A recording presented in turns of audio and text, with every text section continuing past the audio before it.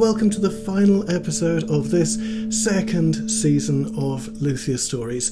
And I'm here in the beautiful surroundings of Fort Collins, Colorado, with a dear friend of mine, Michael Bashkin. Well, thanks for having me, and happy to have you here in Colorado. Many years ago now, if you were to look through my YouTube channel, you'd probably find that one of my oldest videos shows me playing one of Michael's instruments.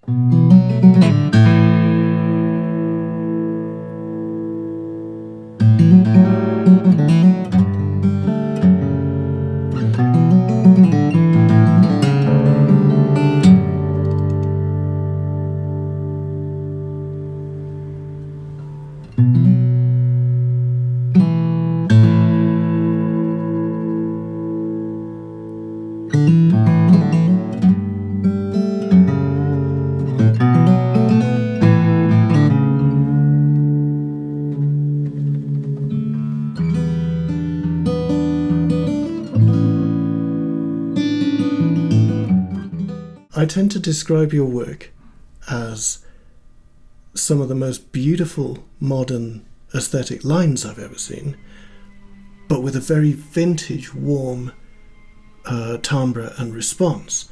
Would you say that's at all accurate, or have I been completely misleading everybody I've spoken to? It's interesting you say that, because I have felt like I've been building more traditionally, and that, you know, for me, what I actually try and do is have a combination of the vintage tone and the contemporary tone, and I would define that by, you know, I want to have kind of a dry, woody, crisp, punchy low end, which to me is more of a vintage type sound. Absolutely. I should perhaps qualify that statement before we go too much further. When I talk about the vintage Martin sound, in relation to Michael's work, I'm talking about pre-war 1920s, 1930s instruments that I've played, and I've encountered a similar response in your work over the years. Oh, it's good to hear that. All right. It's certainly something I strive to do. You know, it's hard to achieve, because at the same time, on the high end, I want something different. I'm not looking for a traditional sound. I actually want more of a contemporary type tone, meaning, you know, much richer, kind of fatter trebles that are really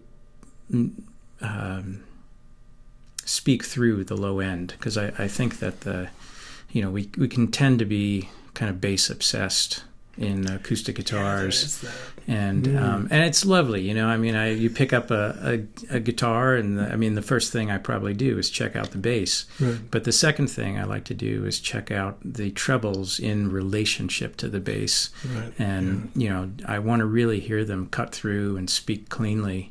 And because that's where most of the time your melody lines are, and so I think I like to really push the trebles. I want a lot of power and fatness. I don't mind bright, but I do mind thin.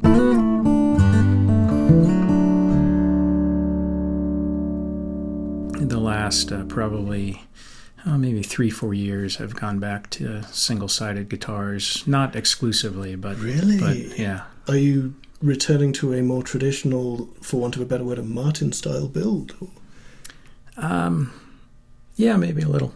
Yeah, really? I would probably agree with that. The reason for going back to single sides is varied, and it's not all positive. There's still some aspects of double-sided guitars that I think are better than single-sided guitars. Certainly structurally, they're more robust, they're more sound. But what I wanted to do was treat the sides as not just simply a structural member, but bring them back into the acoustic functioning of the instrument. Really? And something that also kind of bothered me about the double sides was I really didn't like the extra weight that it required, and there was no getting around that. Even the thinnest of double sides still is going to weigh more than a single-sided guitar. And I just like the physical vibe of a lightweight guitar. I want to, really feel its energy. Sure. And so, and then for me, there's some acoustic reasons that I wanted to go back to single-sided guitars. And what allowed me to do that was I started using solid linings on both the top and the back. And so I was actually getting a lot of rigid structure just from the solid linings. Right. And so it really seemed duplicative to do both the solid linings and the laminated sides.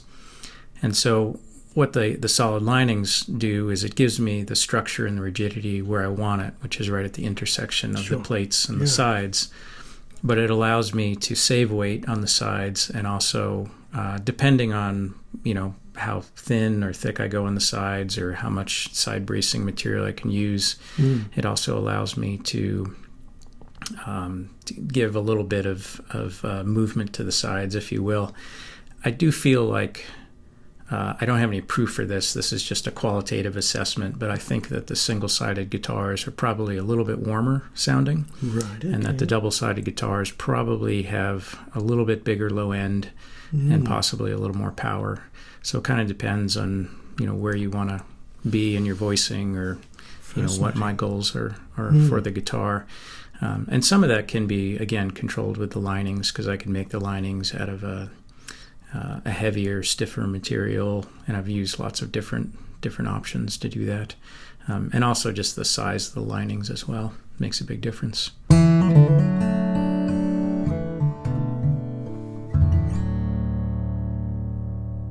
I've always associated your guitars with an elegant, uncluttered style. It wasn't a silhouette I was familiar with when I first saw it, but it made immediate sense to me. Where did this style come from, Michael? Well, a couple places, but I would have to give credit to some of my early guitar teachers, which were Harry Fleischman and Irvin Samaji. Right. And certainly Harry for his non-traditional and innovative designs, breaking very free of the Martin and Gibson tradition. And at the same time, one of the things that I had learned from Irvin was about curves and transitions, and he really kind of opened my eyes to some things about traditional designs, which I love traditional guitars, but that they look very heavy, and that I think for construction reasons they're completely flat across the tail block and the neck block. Makes the guitar much easier to make, but I think makes the guitar aesthetically look very heavy, kind of like a sack of potatoes. Brutalist, isn't it? And so, one of the first things I did was I had complete arcs and curvature through the neck block, even on cutaway, and the tail block, and then actually the OM shape that people may be familiar with in my guitars. I actually designed that when my wife and I were expecting our first child, and she was quite pregnant and so people had told me that shape looks very feminine and very sexy. So I attribute that to whatever pheromones were going around at the time. So, right, okay. But I do think it is a very it's a very curvaceous shape, I would describe it as.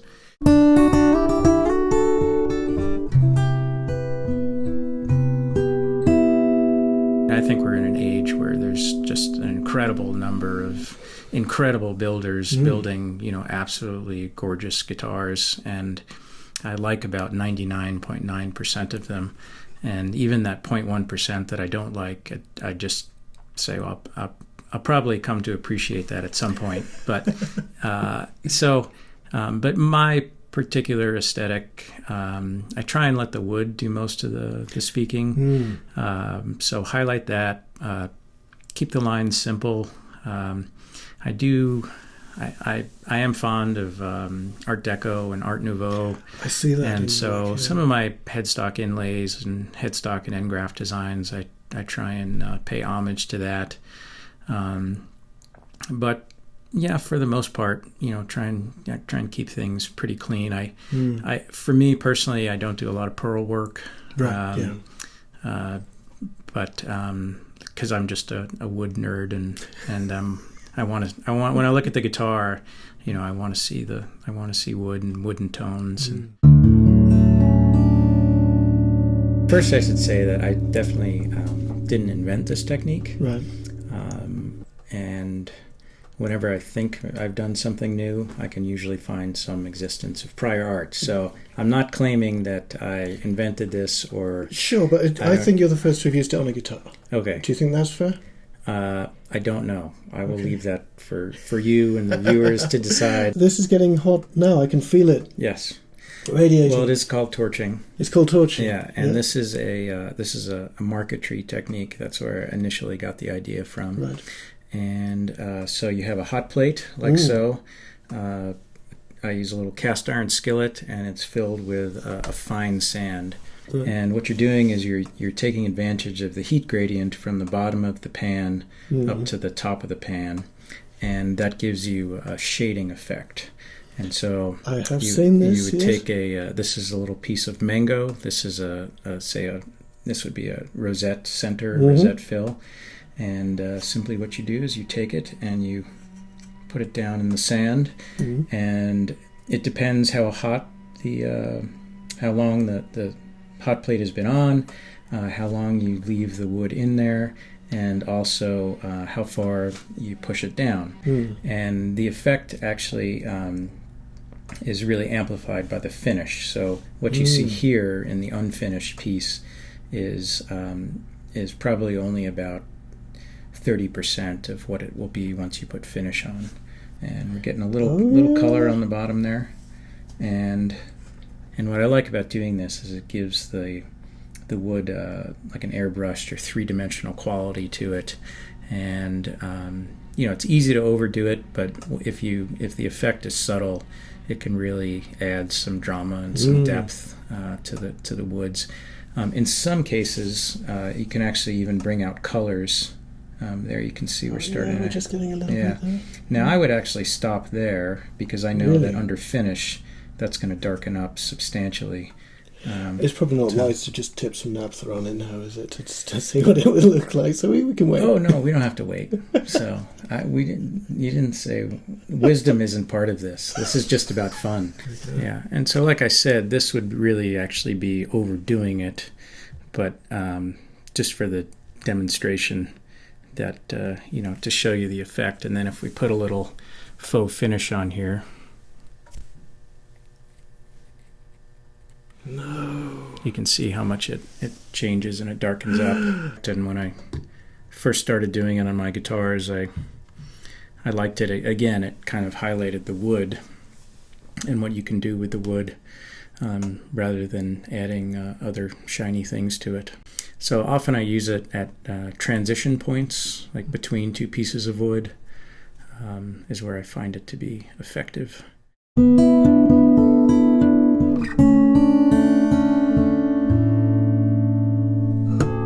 Michael, you're not just a guitar maker, but as the host of Luthier on Luthier for the Fretboard Journal, you have become something of a champion of the stories of the rest of your community. I mean, it's obviously something that you have massive passion for. It is very important to me. I wouldn't say it's not like the most important thing. I don't want to be known as a podcaster. I'm still too late. Still a guitar builder, and that's what I spend the vast majority of my time doing. But the reason that I had started the podcast was simply I work alone. I have had some apprentices over the years, but largely I'm in my own shop alone. And I just discovered podcasts as a medium that I really enjoyed. And besides listening to music, and I really liked a lot of the interview podcasts, especially where artists would interview other artists, whether they were musicians or comics or whatever. And I felt that I'd love to listen to a conversation between two guitar builders, but I took it from the perspective that it's not really a nuts and bolts shop talk podcast. It never feels that way. Because there is some of that, but I wanted to really hear other people's kind of stories and their journey into it, because it's an unusual profession, True. And some people, get right into it in a very direct route. Other people, sort of stumble into it through some, circuitous route. And I love to hear those stories. And as I said earlier, like if you build guitar, like I'm a fan of yours. Like because for me, building guitars didn't come easy. I had no woodworking or Luthier experience, obviously, before I started building guitars, but it was a steep learning curve, and I've certainly had my challenges along the way. And so I was very interested to hear how other people dealt with the same challenges that I faced. Yes, absolutely. And I thought that it would also, give some exposure to some people that I really admire. And then finally, I thought it was a contribution in a way that I wish this podcast was around when I was learning to build guitars, because, I felt like some of the things that people have discussed on the podcast, if I had heard that, 20 years ago, it would have saved me a ton of trouble. I would have learned a lot. So I also see the podcast as a good resource for Luthiers. And I'm very happy with it, and it's been great to work with the Fretboard Journal. They've been very supportive, and also my sponsors. Thank you very, very much. You make the podcast possible. Dream Guitars, Acoustic Coffee Company. Absolutely. And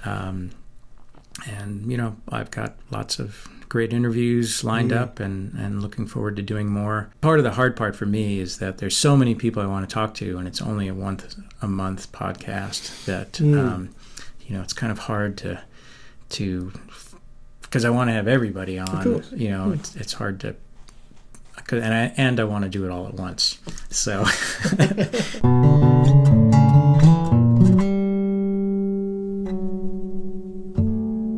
Have you found that your client base, with ready access to the internet and all its charms, have you found that people are coming to you with a greater wealth of information and experience, and you no longer have to guide them at all? Or are you finding that things are perhaps even more complicated than they were to begin with? A bit of both, and for different reasons. I mean, I think certainly both the builders and the players are more educated, and there's a lot more information available. There's a lot more information sharing. So that's, I think, a net benefit. And so, I mean, in terms of my direct experience, I find that most of my customers now have already gone through the process in terms of ordering custom guitars. They're familiar with the market. They're familiar with other names. They can reference, I have this guitar, I have that guitar, and now I want a guitar that does this and fills this niche. And so that helps, focus me and gives me a more sure target to shoot for.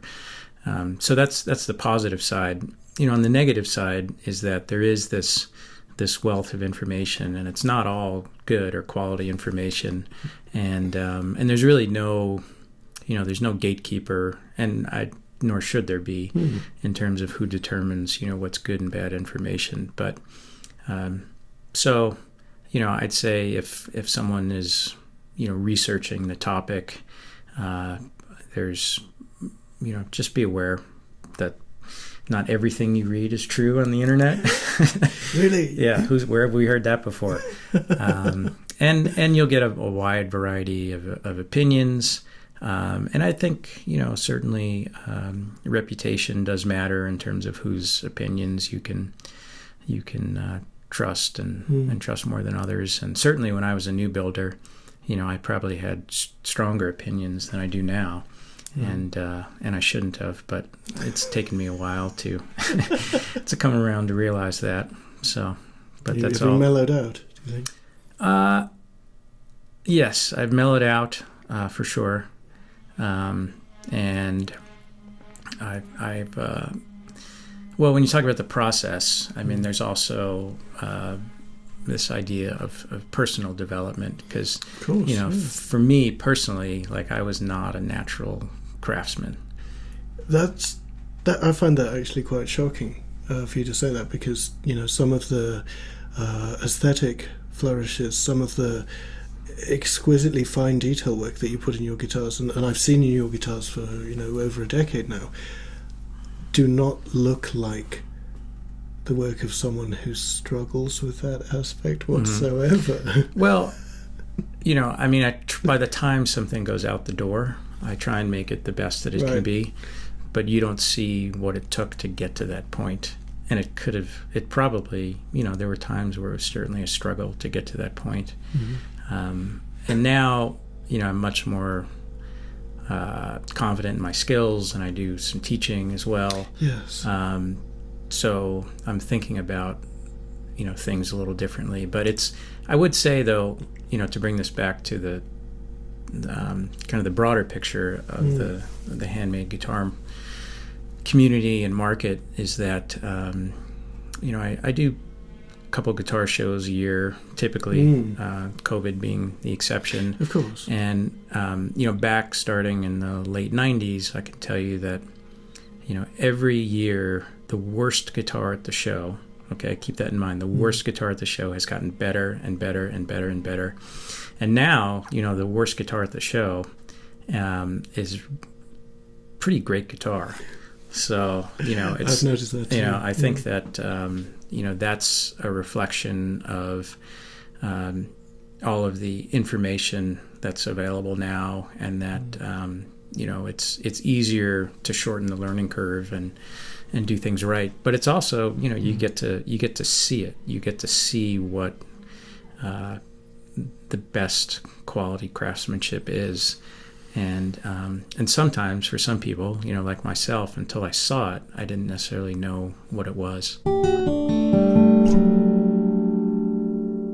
If there was a union for guitar builders, I would be a union organizer, because I'm on the guitar builder side, because I realize that, in general, I feel like, especially not so much now, but 10, 15 years ago, custom guitars were really undervalued and underpriced in terms of actually what it takes to make a living and have a shop and buy materials and and be stable financially.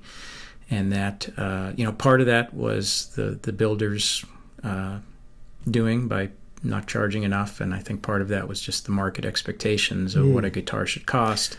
And there's a historical trend in that guitars were always sort of the they were the instrument for the masses, the blue collar, and they should be cheap and widely available. But the boutique or the handmade market is a distinct market, and I don't think it should be financially tethered to the the large factory market. So I'm an advocate for the builder, for getting a fair price for their guitar, for being fairly treated by dealers, and so yes, if you're a guitar builder, I'm on your side. So tomorrow is a big day. We're going out into the middle of nowhere in the beautiful Colorado countryside, and I'm told there's no electricity there whatsoever, so I'm going to be on battery only.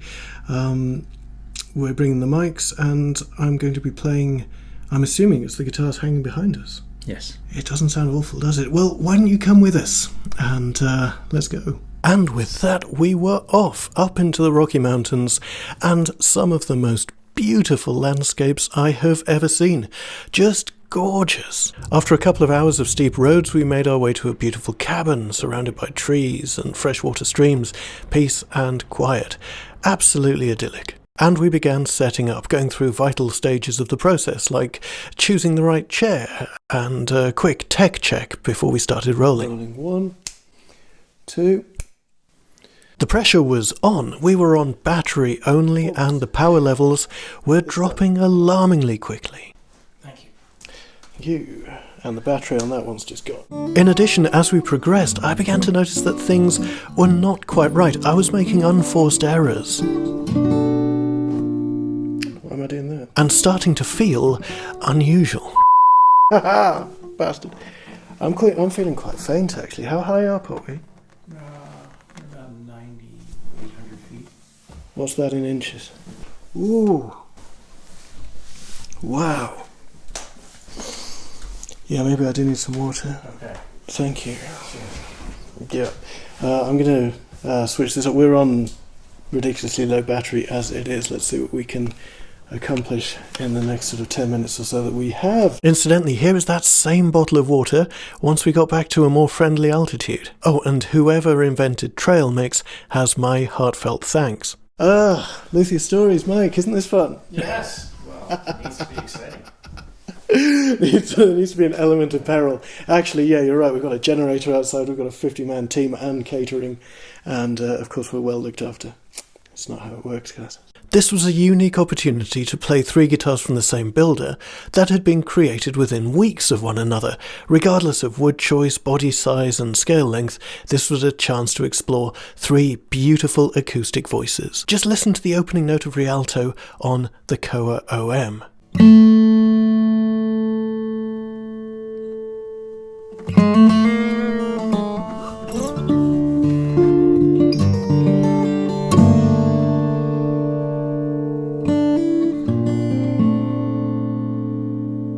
The guitar seemed to breathe out and pulse in my hands. Absolutely remarkable.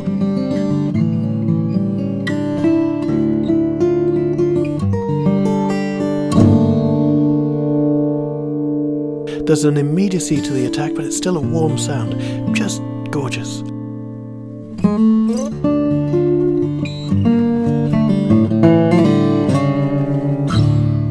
Pau ferro is an interesting wood. It's a South American hardwood, as the name suggests, ferro meaning iron. I've seen it used extensively for fretboards and bridges, but this is one of only a handful of guitars I've played with Pau ferro back and sides, and it is rather gorgeous.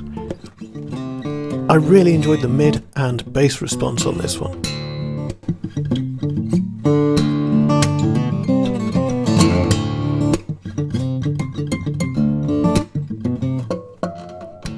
Finally, if you told me that a Madagascar rosewood fan fret would be one of my favourite guitars of the past few years, I probably would have called the police. Right. And yet, here we are.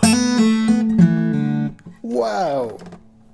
Dude. Maybe it's because it was a 12 fret, or maybe it was the French polish, or the Brazilian rosewood bridge, or any number of different factors, but most probably because it's a guitar made by Michael Bashkin, and that is the common thread here.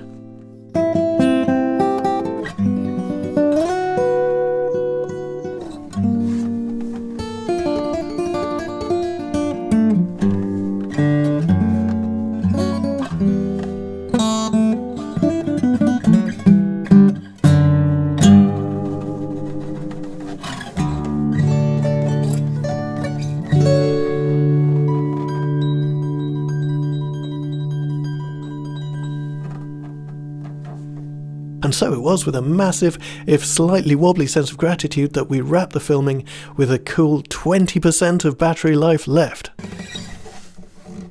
Yeah. Was that the one? I think it... Very well done. That was fantastic. I think it needed to be the one. I've got nothing left. Camera's got very little left. Michael Bashkin, do you want to come and join me? So here we are in the heart of the Rocky Mountains in Colorado.